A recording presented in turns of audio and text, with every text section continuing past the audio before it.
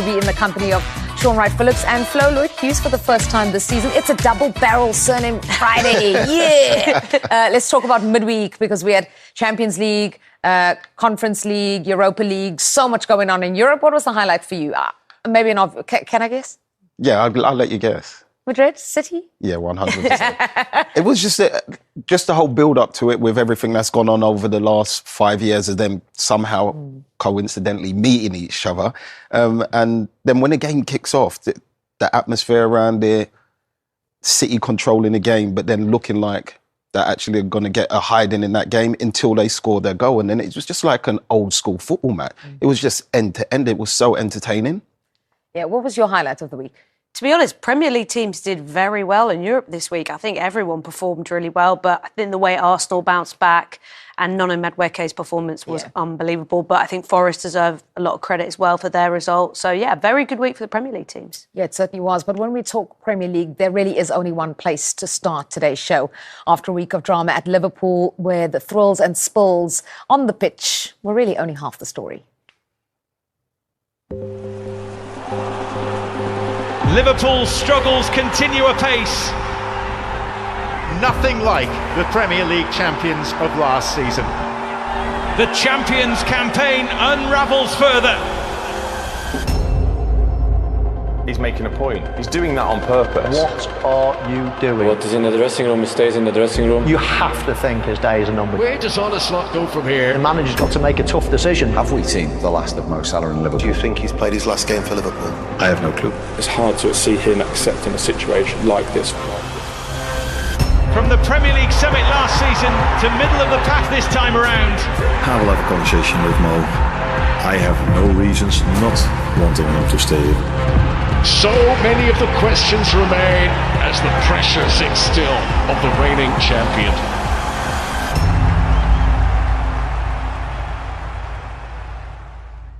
The Mo Salah saga, it's dominated this week's headlines, certainly since that explosive interview. But let's get the latest chapter now, because Arne Slot spoke ahead of the game against Brighton. Let's hear from the Liverpool boss. I will have a conversation with Mo this morning, and the outcome of that conversation determines how it will look tomorrow. What do you need from him to resolve this situation then? What I need is a conversation with him, and I think the next time I speak about Mo should be with him and not in here. But yeah, you can keep on trying, but there's not much more to say about it that I speak to him today. And like I said, the outcome of that conversation determines how things will look. Do you want Mo to stay? Like I said, another way of asking it, but the next time I talk about Mo should be with him, and I have no reasons not wanting him to stay, if that is a little bit of an answer to your question. So Arne Slot revealing there that there has been a conversation between himself and Mo Salah, saying the outcome of that conversation will determine what happens next. Well, it's been widely reported that Mo Salah is in the squad for Brighton, and that's a big deal because he was, of course, left out of the squad for Champions League. What's your reaction to this latest news before we go back on all the drama that's happened this week?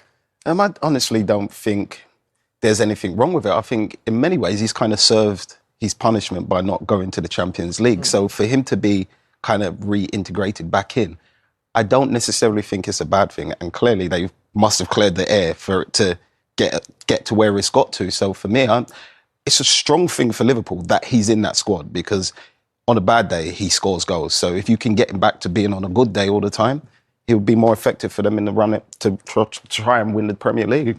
Yeah. That's not really been proven that it means he's going to play, though. Yeah, I mean, it's been a noisy week, and I think whatever decision would have come for this match tomorrow, there's still going to be noise. So if Slot had left him out or brought him in, it was still going to be very noisy. So I think it's a bit of a lose-lose either way. The reality is this is the last game before Salah goes to AFCON. So then there is time for it to calm down in some capacity. But the cameras will be pointed and they will be watching every move of Salah, whether that's unlikely that he starts, but likely from the bench. And that will be what everyone's talking about. So it will be up to not just Salah and Slot, but also how the whole of the squad deal with that, because it's been a high-pressure season for them, and this is the latest thing that they have to deal with. So I think it's going to be difficult for everyone. Yeah, I said last week that that Brighton game, after Salah announced that he's told his family to come, everyone's going to be watching every bead of sweat, every move, every breath Salah takes. We're all going to be watching. And I stand by that. I cannot wait for it. But if you've been living under a rock, let's just take everyone kind of through how it happened and how it all started. So Salah was benched for the third game in a row this past weekend, and that was against Leeds. He didn't feature at all. And then after, in the mix zone, gives this bombshell of an interview talking about being thrown under the bus, that somebody doesn't want him there, that he doesn't have a relationship with Arne Slot at all. When you first heard it, what was your immediate reaction? I honestly didn't think too much of it. Like, I left it alone. I just thought it was just somebody doing an interview. And then the next day, I saw all the rants, I saw everybody else's comments, and I was like, let me look into this again. Mm. And then I noticed, obviously, the throw under the bus part. But for me, that is the main part of it. I think if he left that out and just left with what he had said to start with, I don't necessarily think that was that bad. But if you're a Liverpool fan or you're an ex-Liverpool player, you love the club, so you're going to see it a little bit different. But I've been in those situations before, and I've handled it completely different. And the last time I handled it the way I handled all the rest of them, I got thrown under the bus by the manager. So who's right and who's wrong? Because if the manager comes out and says something, nobody really talks about it. But as soon as a player says something, it becomes an issue. And the biggest thing for me is we don't actually really know what's gone on behind the scenes for it to get to that point. We know he's not performing well, but there was games last season where Mo wasn't performing well a lot of the time. But because he popped up and scored those important goals, everybody forgot about the rest of his performance. Yeah. So for me, it's a hard one. I think, like I said, he served his punishment in my eyes. And I think they should just try and get him back to the Salah we all know and love. Yeah, we're going to get Flo's thoughts in just a moment. I wanted to expand on something you said. You've been in that situation before. How tricky is it? Because the manager obviously has this public platform, press conferences, pre-match, post-match interviews, and you as a player don't really. And so to kind of tell your side of the story, which is what it felt like he was doing, how else was he meant to do it? So can you empathize with him in some ways and understand, and in some ways think that maybe he should have done it differently? Yeah, I can definitely understand where he's coming from, because it is a hard space to navigate, especially when you're somebody of that stature and you want to play all the time. You want to help your team win. You want to achieve those personal accolades even more. And he's in a position where he feels like, I should be playing. Mm. And I was lucky enough to have good teammates around me that helped me navigate it. Now, I'm not saying that he doesn't have good teammates, but I don't know whether they saw what Mo did come in to try and help steer him away from it. But you have conversations all the time, and I know that he doesn't speak to the press that often. Mm. So, I think it's not just teammates as well. It's the whole wider ecosystem that a player exists in, right? Because you would have had, I'm sure, Sean, plenty of opportunities where you could have taken this nuclear option, where you burn a lot of bridges by saying something very publicly, and not saying that you're old, but for a lot of your career, social media is very different now, right? So not only has Salah... speaking of burning bridges, dropping bombs here, what? No, first time this season, early start. Towards the end of your career, social media was much bigger. Yeah. But, he not only has done the mix zone moment, he's also been posting on social media and been very loud this week. So yes. It is intentional, it is tactical. The only other time we've seen Mo Salah do this was before the contract renewal. So yes. Him and his team know this is a very public way to say what you want to say. Yes. Is it the right thing to do? I think from a player's perspective, and I agree with Sean, we will never quite know the exact conversations that have happened between Slot and Salah about how many minutes he's expected to get this season. But the size of his contract would imply that there was some understanding he would play quite a key role. And one of his quotes as well, when he said there were promises made, right, or promises broken. Flo, what I really want from you is to explain to people at home, because we've all said mix zone as if everybody understands what that means. It's not as if the club have put Salah up for this interview, or that it's gone any other way than he stopped, as he did with the more out than in quotes last season, and spoken to someone, which he very rarely does. Yeah, I think for everyone at home, the mix zone is essentially almost like a catwalk that the players come through, but more often than not, they come through as a sort of formality, but very often they don't stop. You know, there are some players like captains or players who are, you know, like Van Dijk may stop because that he's expected, he's a leader, Yeah. he will sort of speak for the team. Or if they recognise someone. Or if they have a good relationship, with the journalist. relationship with a particular journalist. But more often than not, a lot of players won't stop, but they'll come through with their wash bag after a game. Sean's been there, keep your head down, get your hat on, go through. So the fact that Salah stopped as a substitute, unused substitute as well, is very, very rare that you would come and speak to the press after not even featuring in the game, which shows that there was something that they want, that, you know, him and his team wanted to be said, wanted to be vocal about, and, you know, it obviously captured the attention. Then not only that, but the noises continued by posting the gym photo, posting the picture in the park as well. So I think for Salah and the sort of consequences of all this, they would have known going in that this probably was going to cause quite a lot of disruption. The question for me is, what is the ultimate goal going to be here? Is it going to be that Salah leaves Liverpool, or is it going to be that he's making a point to either get more minutes or he wants a managerial change? That's the big question mark. You know, some Liverpool media are frustrated with the way that they believe it's throwing more pressure on Slot at a time where he's under pressure and his future is in doubt, right? So that's the big question mark for me, because there is a scenario where maybe everyone can come out on top. Maybe everyone's a winner here. Maybe Salah gets his move. Liverpool get a very big fee for him in January and he goes to Saudi potentially, because that feels like the only logical option. The only club that could afford him in January, the only clubs that could afford his salary too. But at the moment, there is so many things that are up in the air and it's just tense. It's loud, it's noisy and it's tense. Can you go in and do the negotiations? You've put that so calmly, and the solution you've offered is so much better than anything I've heard at all. You were mentioning the Liverpool press team, and there is that shot of, I don't know who it is in the background, just realizing what Salah has done, what he said, and the fallout from this is going to be absolutely nuclear. You can see the moment when it's just hit home that, oh, this is going to be really bad. You've said what you think his motivation is, or his end goal is. Sean, what do you think it was? And do you think it was premeditated? I think that's the big question we all have. I think talking and listening to Flo, I can see that side of it being a tactical strategy. I don't necessarily think it will be to get a move. I think it's more to make noise. Like, I'm here, why aren't you playing me? To try and force his hand to, like, say, like she said, give me some more minutes. Why am I on the bench? Like, the last game he played, the last game there was, he got overlooked. Now, this is a Salah that scores clutch moment goals. Liverpool needed that moment. And he just kind of just bypassed him, like, Salah hasn't done anything.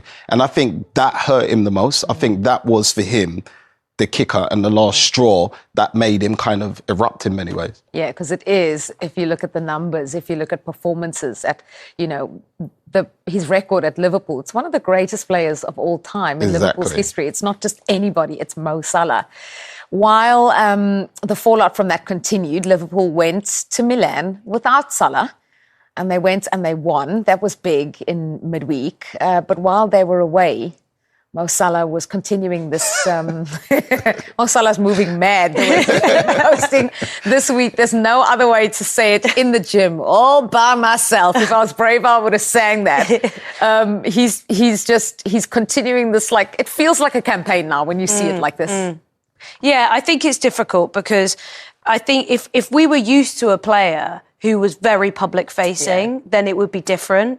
But going back to Sean's experience, if you are a player who has historically posted a handful of things on social media, you don't do a ton of interviews, you're quite, quiet, then it does come as a surprise, and it becomes a very sort of public, intentional strategy when you are so sort of open with what you're saying and what you're posting.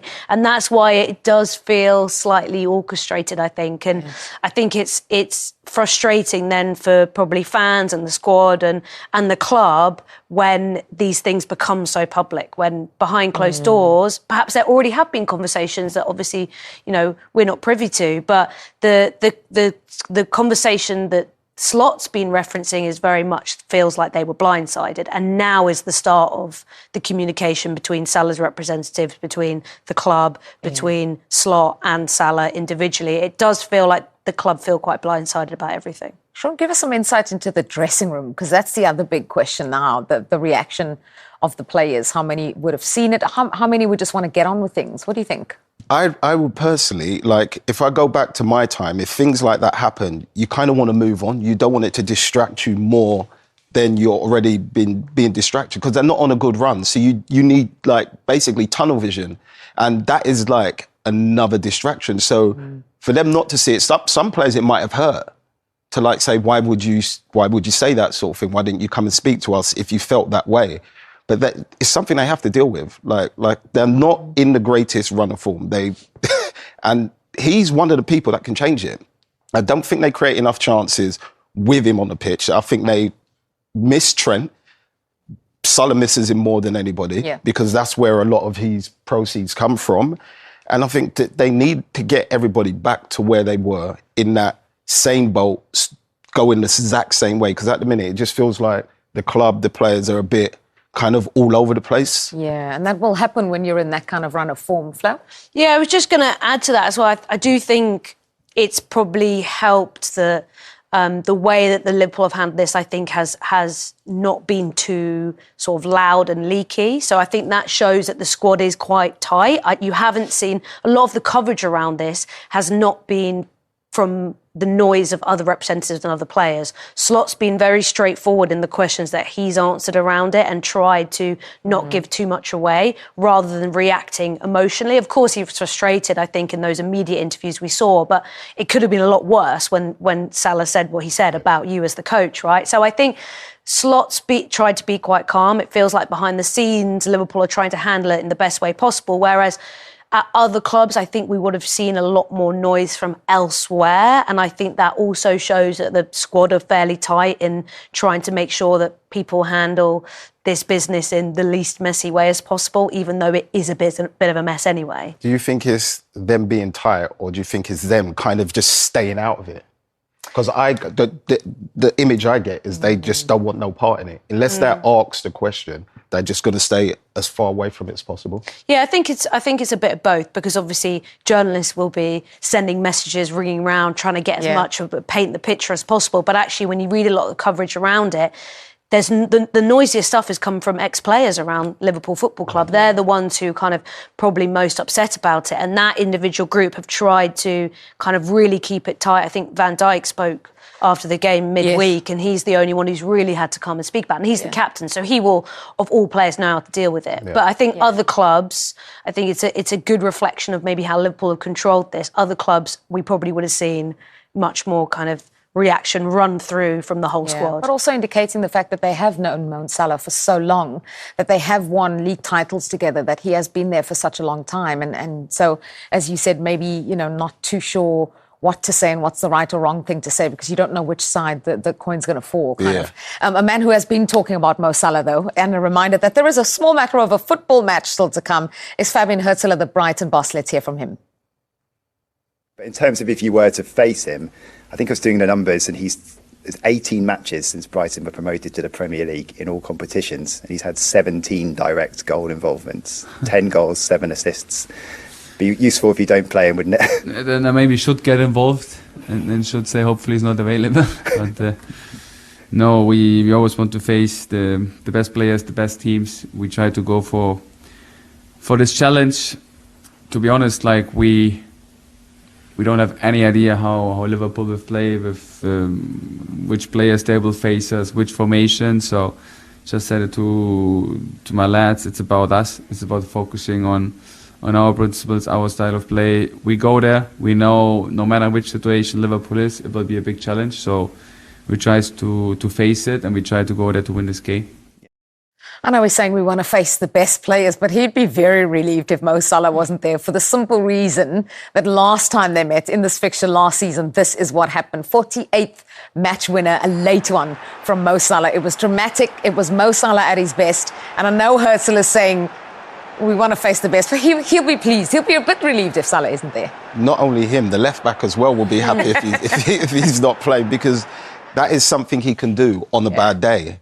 That is the magic that Salah brings to the football team and the Premier League. He doesn't need to play well. He needs 30 seconds of magic and he can put the team to sleep. I know he's in the squad tomorrow. The big question is, will he start? What's your feeling? I don't think he'll start. I really don't. I really don't think so. But you never know. I mean, obviously he's got a very good record against Brighton, as Ursula was just being asked about there. But I would be very surprised if he starts. Yes or no for you? I don't know.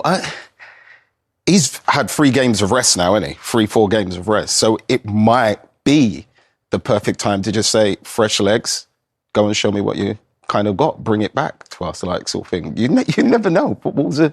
Stranger things have happened in football than this. Well, stay tuned. Coming to a Premier League team sheet near you tomorrow. Okay, after the break, we will be turning our attention to the game of the weekend as Regis Lebris and Eddie Howe look to claim bragging rights in the weird time. We'll start with the player who has dominated the conversation in the game since his Saturday night outburst. Mo Salah accused Liverpool of throwing him under the bus, having been left on the bench at Leeds, and after missing the trip to Milan, he posted a picture of himself alone in the gym at the club's training base. Is there a way back, or is one of the greatest Anfield careers over? Arne Slot faced those questions first thing this morning. This is what he had to say. What I need is a conversation with him, and I think the next time I speak about Mo should be with him and not in here. But yeah, you can keep on trying, but there's not much more to say about it that I speak to him today. And like I said, the outcome of that conversation determines how things will look tomorrow. Can I just ask though, is part of the issue asking him to do more defensively? Now you can try it in multiple ways, but I think I just said that the next time I speak about him should be with him. We've spoken a lot in the last week after the Sunderland game. I think there have been a lot of conversations between his representatives and our representatives and him, between him and me, after the Sunderland game. And today I will speak to him again. Have you had an apology though, or do you need an apology? Might be the last one. Normally I would say you've had your 3 questions. I think this is the 4th or the 5th, but same answer again. I think we've decided as a club, and I was part of that decision, not to take him towards the Inter Milan game. And I'm always in contact with them. But when it comes to the decision making of the lineup or the squad, they always leave that open to me. But that's not to say that I don't talk to them. Mainly Richard, by the way, not Michael. Do you want Mo to stay? Sorry? Do you want Mo to stay here? Like I said, another way of asking it, but the next time I talk about Mo should be with him. And I have no reasons not wanting him to stay, if that is a little bit of an answer to your question. Do you still have a relationship with him then? As in, I know you said otherwise, but is it fair to say that there's a relationship? They have better questions than you. I wouldn't say better, but they tried in multiple. It's useless of asking this question if I've said so many times the same answer. Given the fact you're unbeaten in 4, do you feel some sort of justification for your decisions, or do you feel like the performances have just improved? This club has won a lot of games with him, so that's an answer to your question, I think. So that's Arne Slot's view, and Gary Neville has also weighed in on the Salah debate following Slot's comments. Speaking at his University Academy 92 launch event today, the former Manchester United defender compared the standoff between the forward and his manager to the way Cristiano Ronaldo handled his exit from Old Trafford. I see it from both sides. I see it from I wouldn't see it from an ordinary player's side.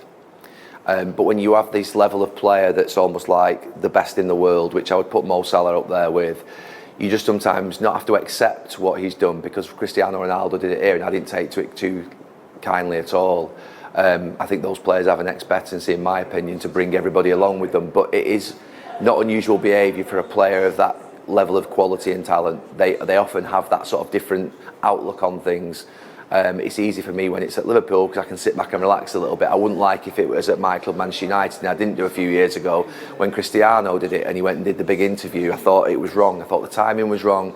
I thought the way in which it was delivered was wrong, and I can see why Liverpool fans would be upset that he's gone in there after the game. But actually, I was doing the game. I thought he should have come on the pitch, was my personal opinion. I said it in commentary, that I thought substitutions should be made and that Liverpool needed to go for it. And they did score a goal pretty quickly after, but I still thought he should have been on the pitch. And I can see why he was upset, but I can also see it from Liverpool's perspective that they feel let down and they feel like he's obviously put a lot of attention on them that wasn't needed in a moment of challenge and difficulty. So I see it from both sides. I mean, if it was a player that didn't have the level of talent or experience or success of Mo Salah, I think that they would probably be kicked out pretty quickly. But when you're that exceptional and you're that talented, and you have I'm not going to call it the ego, but the presence of a great player, you don't accept being put on the bench and not being put on. You just don't. I played with a number of players who were exactly the same, who, to be fair, left this club the minute that was their case. It was the case for them. So I can see it from both sides. And joining us for Premier League Friday today, Jody Morris and Clinton Morrison. Boys, thank you so much for joining us. We just saw Gary Neville talking there about the Salah situation. I don't think enough people have had their say on it, so I thought I'll put it to you guys as well. Jody, I'll start with yourself. I mean, having seen everything that's been going on, is there a way back for Mo here? I think there is a way back. Yeah. I think whenever you're a player of that level and stature, I think there needs to be the door open. But then it's up to the manager and the club whether that's and the play, obviously, whether that's doable. I mean, I think he's been out of order, and I think I think if anyone who knows this type of play, Mo Salah knew exactly what he was doing when he gave that interview. I think he crossed the line. I think Liverpool have addressed it well. I think the manager has addressed it well. But I think there's always a way back when you're that level of player like Mo Salah. So, of course. I mean, we have to see how it plays out. Well, 100%. I'm interested that you said this type of play or this type of thing. I mean, the manager has, seemingly come out well. I think he's handled his interviews really, really good. But Clinton, how unsettling is this really going to be to that squad? Because they got a great result in midweek, of course. Any team going to the San Siro. Yeah, it'll be a bit unsettling. But first and foremost, that group of players, you're playing for Liverpool Football Club. They pay your wages. So first and foremost, whatever's happening with Mo Salah, once he picks you and you cross that white line, you've got to go out there and deliver. Listen, it's hard. In a way, I see where Mo Salah's coming from, but I agree with what Jody said. He can't say some of the stuff. If you fell out with your manager, me personally, and I'm not comparing because I never will. Mo Salah's here, I'm down here. But what I'm going to say is there's many times I fell out with my manager, but what I will do is I wouldn't come out and say it publicly. I'd go and see him and we'll go toe-to-toe, and then we'll have, if we've got a disagreement, I'll tell him how I feel. Mo Salah in his way thinks he shouldn't have been dropped. Well, he should have been dropped, but he's probably looking at it and think others should have been dropped. But if he drops everyone, he can't pick an 11, can he? Because everyone's not been performing. But I think we are talking about it because it's Mo Salah and the standards that he sets.